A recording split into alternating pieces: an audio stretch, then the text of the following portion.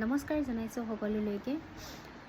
কি বুলিনো ভিডিঅ' বনাম, ভিডিঅ' বনাবলৈ দেখোন একো ভাষাই বিচাৰি পোৱা নাই।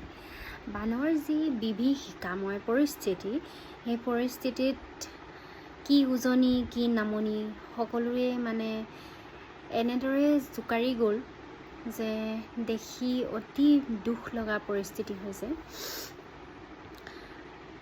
কাহানিও বানপানী নোহোৱা জেগা বুলি ক'লে আমি প্ৰত্যেকেই জানো যে যোৰহাটত শিৱসাগৰত বিশেষকৈ বানপানী নহয় আৰু যথেষ্ট ওখ ঠাই, আৰু এইফালে নদীসমূহ ইমান নাই।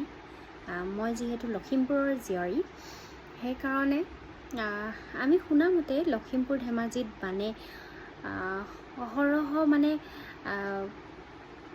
প্ৰলয়ংকাৰী বানৰ বিভীষিকাময় পৰিস্থিতি হৈয়ে থাকে। কাৰণ লখিমপুৰৰ পৰা ধেমাজি ৰোডত যিমান কেইখন নদী আছে, আপোনালোকে হয়তো কিছুমানে ভয়ে খাব দেখিলে। সেইকাৰণে নদী কাষৰীয়া অঞ্চলতো বান হৈয়ে থাকে। বানৰ পৰিস্থিতি সকলোৱে কথা গম পায়। কিন্তু 2026 বৰ্ষৰ যি বানৰ বিভীষিকাময় পৰিস্থিতি যোৰহাট, চৰাইদেউ, শিৱসাগৰ আৰু গোলাঘাটৰ কিছু সংখ্যক অঞ্চলত প্ৰভাৱ পৰিছে, সেয়া অতিকৈ দুখ লগা।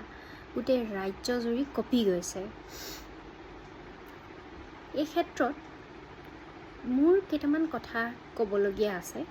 কাৰণ ডাৱৰ বিস্ফোৰণ হৈছে বুলি যে কৈ আছে, ডাৱৰ বিস্ফোৰণ হ'লে ইমান পানীৰ সৃষ্টি কেতিয়াও নহয়।